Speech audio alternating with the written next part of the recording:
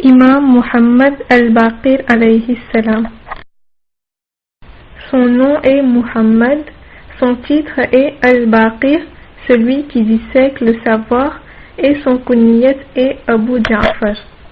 Son père était Imam Ali Zainul Abidin alayhi salam et sa mère Bibi Fatima binte Hassan alayhi salam.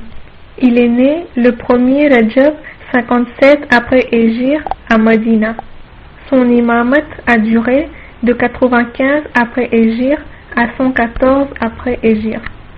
Il a été shahid le 7 Zilhaj 114 après Hégire.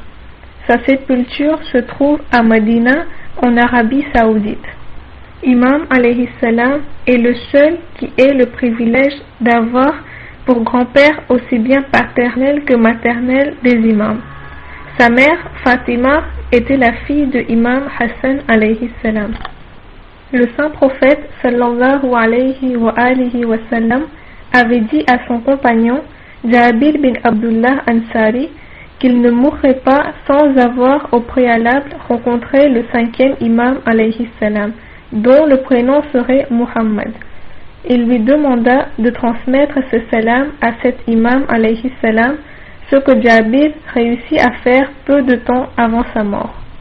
Imam alayhi salam fut élevé pendant 3 ans par son grand-père Imam Hussein alayhi salam. Il était présent à Karbala au moment de l'assassinat d'Imam Hussein alayhi salam et de ses compagnons. Il passa également une année dans la prison de Damas avec son père et les autres femmes et enfants des martyrs de Karbala. Il vécut 20 ans à Medina après la mort de son père. Les dirigeants laissèrent relativement en paix Imam alayhi salam car les Bani Umayya étaient occupés à essayer de contrôler les révoltes et les guerres qui éclataient à travers l'empire islamique. L'imam alayhi salam profitait de cette occasion pour mettre en place et diriger des classes selon les enseignements du saint prophète sallallahu alayhi wa alihi wa sallam et des Ahlul Bayt alayhi salam. Grâce à ces conseils, il permit à ses disciples de compiler de nombreux livres sur différentes branches de la science et des arts. Imam alayhi salam se mit aussi à enseigner de nouvelles sciences comme les mathématiques et la chimie pour la première fois en Arabie. Imam alayhi salam donnait beaucoup d'importance à l'organisation de majalis dans lesquels les événements de Karbala étaient évoqués. C'était aussi l'occasion de transmettre aux gens des instructions pratiques sur les enseignements islamiques. Ces rassemblements étaient également encouragés par Imam Ja'far Sadiq alayhi salam et Imam Ali al-Rida alayhi salam dans les années qui suivirent. Un des califes qui régnait à l'époque d'Imam alayhi salam était Walid bin Abdul Malik. Un jour, le dirigeant de Rome écrivit à Walid pour lui dire que les pièces romaines, qui étaient également utilisées par les musulmans, contiendraient désormais des phrases anti-islamiques. Le calife décida qu'une nouvelle monnaie, le dinar, devait être créée. On se demanda alors quelle phrase devrait figurer sur la nouvelle monnaie. On consulta Imam alayhi salam qui suggéra que la phrase La ilaha illallah soit imprimée sur un côté et Muhammadur Rasulullah sur l'autre. On suivit ce conseil et c'est comme cela que la première monnaie islamique vit le jour.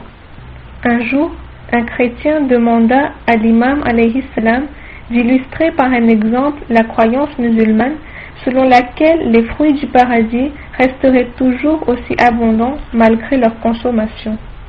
L'imam alayhi salam répondit que c'était comme une lampe. Peu importe combien d'autres lampes sont allumées par la première, la lampe originelle ne perd rien de sa luminosité.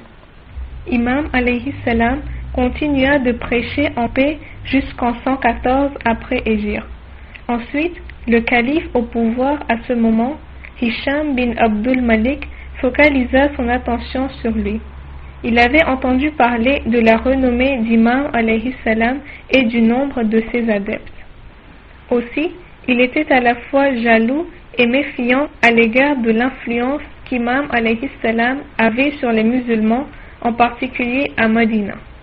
Il s'arrangea donc avec Zayd bin Hassan pour remettre à Imam alayhi salam une selle de cheval couverte de poison.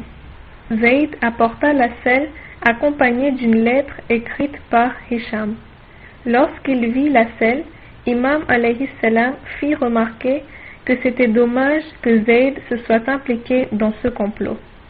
Toutefois, pour montrer qu'il était satisfait de la volonté d'Allah, Imam alayhi salam monta sur la selle. Le poison fit immédiatement effet.